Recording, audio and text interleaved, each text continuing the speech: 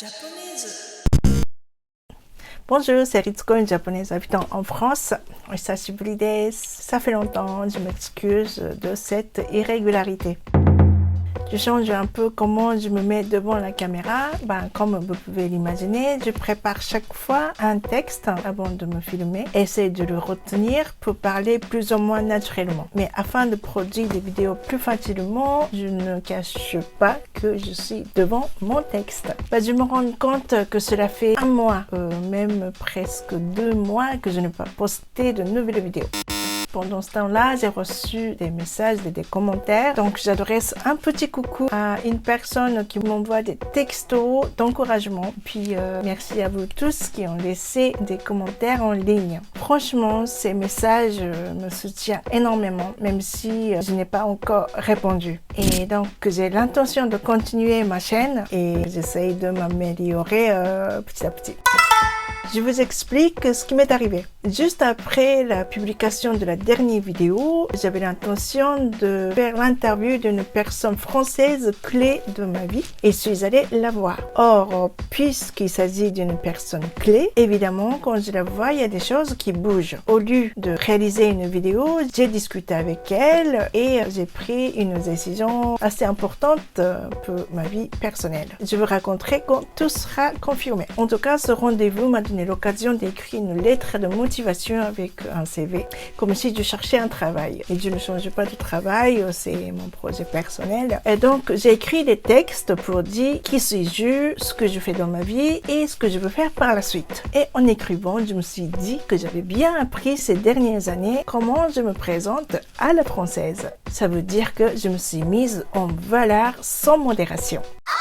Me montrer brillante, ce n'est pas si facile, déjà ce n'est pas de ma culture. Au Japon, en général, on n'aime pas trop les personnes très sûres d'elles et apprécie plutôt celles qui montrent une certaine modestie tout en faisant sentir qu'il y a une potentialité de se développer. La modestie est un signe de sagesse et elle fait partie aussi de la qualité humaine chez les bouddhistes.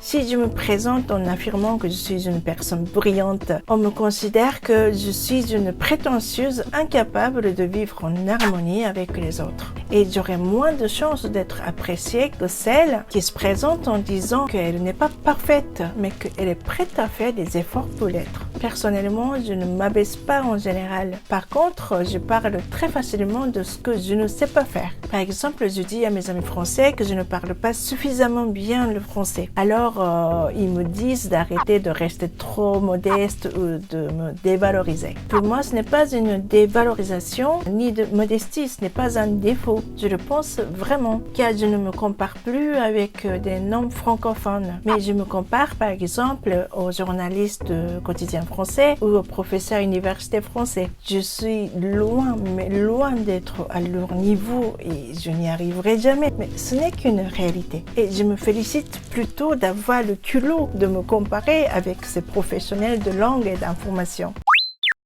Mais la plupart des Français ne sont pas favorables à ma façon de me présenter. Ils aiment mettre en avant la qualité et pas ce qui manque. D'ailleurs, au travail, ça m'est arrivé plusieurs fois de recevoir des stagiaires, de travailler avec des freelances qui avaient dit au moment d'entretien qu'ils maîtrisaient tel logiciel, telle langue, tel savoir-faire. Mais au final, ce qu'ils maîtrisent le plus, c'est le discours. Je me suis fait avoir plusieurs fois, mais grave.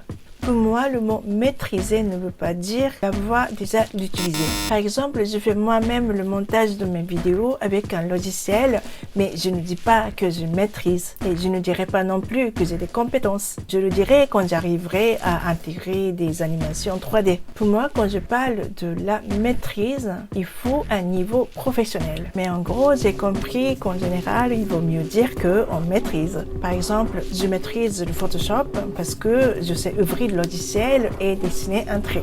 Voilà, c'est comme ça que ça fonctionne. Donc, dans ma lettre de motivation, je n'ai rien menti, mais je me suis décrite une japonaise talentueuse.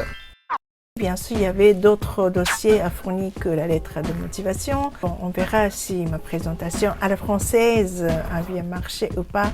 On saura en juillet. Bon, même si ça ne marche pas, ce n'est pas si mal. Comme ça, j'aurai un peu plus de temps de m'occuper de YouTube. La prochaine vidéo, je ne vais pas vous faire attendre un mois. Je reviendrai au plus vite. ではまた。